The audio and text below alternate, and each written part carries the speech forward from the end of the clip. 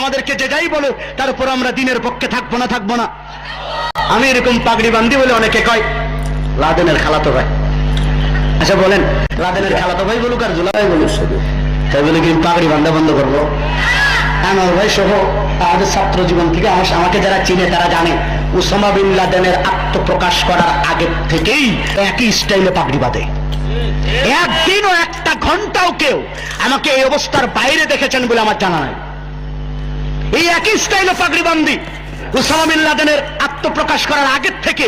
তো আমরা তো ওসামাকে দেখে পাগড়ি বান্ধা শিখি নাই, আমরা বাংলা ভাইকে দেখে লম্বা দাড়ি রাখা শিখি নাই। এই লোকটা কি বাংলা ভাইকে দেখে লম্বা দাড়ি রাখা শিখছে? আশ্চর্য ব্যাপার, লম্বা দাড়ি দেখলেই তাকে বাংলা ভাই বলতে হবে, একটু পাগড়ি পরা দেখলেই তাকে আল কায়েদা বলতে হবে, জেহাদের আলোচনা করলেই তাকে জঙ্গিবাদ উগ্রবাদ বলে বলতে হবে। আমি নিজেও সারা বাংলাদেশ ঘোরার কারণে অনেকবার গাড়ি চেকিং হতে হয়েছে। আমার পাগড়ি একবার চেক করে, আমার কার্টুনগুলা চেক করে।